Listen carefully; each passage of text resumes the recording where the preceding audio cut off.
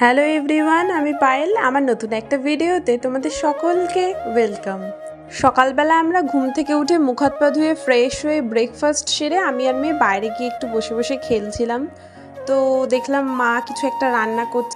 প্রথমেই পটল দেখে আমার খুব একটা ভালো লাগেনি। আমি তো প্রথমেই বলে দিলাম যে আমি খাবোই না। তাই এই সাধারণ সবজিটাকে এতই অসাধারণ করে মা রান্না করে দিল। সত্যি এই রেসিপিটা তো আমি বারবার ট্রাই করব। এভাবে রান্না করার জন্য প্রথমেই কিছু মশলা একসাথে পেস্ট করে নিতে হবে, যেমন কাজু, পোস্ত আর সর্ষে। এই তিনটে জিনিস, সাথে একটু কাঁচা লঙ্কা, এগুলোকে সবগুলো একসাথে পেস্ট করে একটু বেশি করে তেলের মধ্যে সেই পেস্টটাকে দিয়ে ভালো করে নাড়াচাড়া করে নিয়ে তারপরে ভেজে রাখা যে পটলগুলো ছিল সেইগুলোই দিয়ে দিল। রোজ রান্নাতে আমরা যে সমস্ত মশলা দিই শুধু সেইগুলো দিয়ে আর তার মধ্যে সামান্য একটু জল দিয়ে হালকা নাড়াচাড়া করলেই দেখো তৈরি এত সুন্দর একটা রেসিপি। দেখতে যেমন অসাধারণ হয়েছে, খেতেও সেম অসাধারণ।